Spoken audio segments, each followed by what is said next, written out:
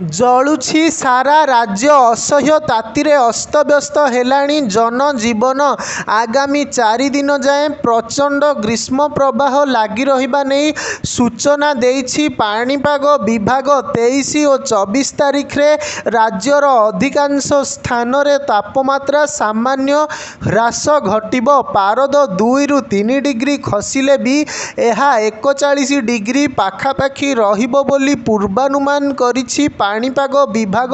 ତେଣୁ ଲୋକଙ୍କୁ ସତର୍କତା ଅବଲମ୍ବନ ଜାରି ରଖିବାକୁ କୁହାଯାଇଛି। ପାଣିପାଗ ବିଭାଗ କହିଛି 27 ଯାଏଁ ତାତିରୁ ନିସ୍ତାର ନାହିଁ, ଆହୁରି 4 ଦିନ ଜଳିବ। ପାଣିପାଗ କେନ୍ଦ୍ର ନିର୍ଦ୍ଦେଶିକା ମନୋରମା ମହାନ୍ତି ଏନେଇ ସୂଚନା ଦେଇଛନ୍ତି।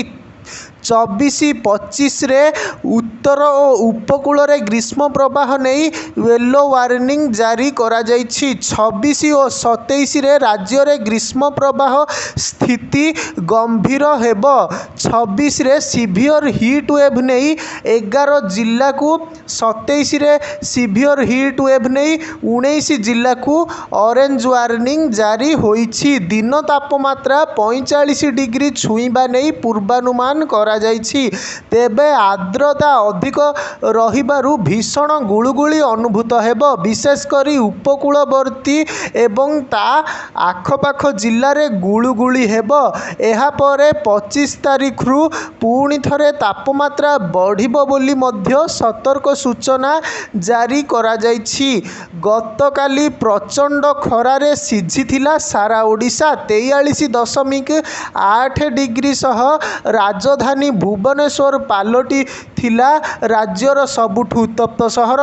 ଗତକାଲି ରାଜ୍ୟର 17 ସହରରେ 40 ଡିଗ୍ରୀ କିମ୍ବା ତା ଉପରେ ପାରଦ ରେକର୍ଡ ହୋଇଥିଲା। ସେପଟେ ଚଳିତ ବର୍ଷ 16 ଜିଲ୍ଲାରୁ ଆସିଲାଣି ଅଂଶୁଘାତ ଜନିତ ସୂଚନା। ଏଥିରେ ଜଣଙ୍କ ମୃତ୍ୟୁ ହୋଇଥିବା ନେଇ ଜନସ୍ୱାସ୍ଥ୍ୟ ନିର୍ଦ୍ଦେଶକଙ୍କ ତରଫରୁ ସୂଚନା ମିଳିଛି।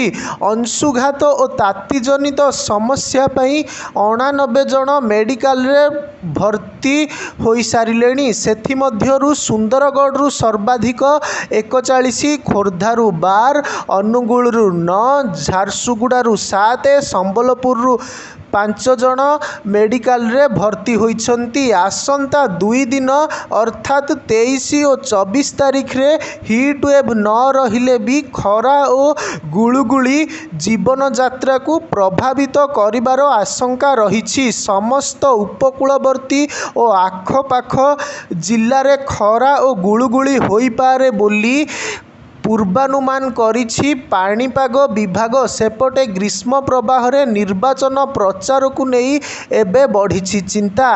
ଭାରତୀୟ ପାଣିପାଗ ବିଭାଗ ସହ ନିର୍ବାଚନ କମିଶନ ପ୍ରତିଟି ସ୍ଥିତି ଉପରେ ନଜର ରଖିଛନ୍ତି।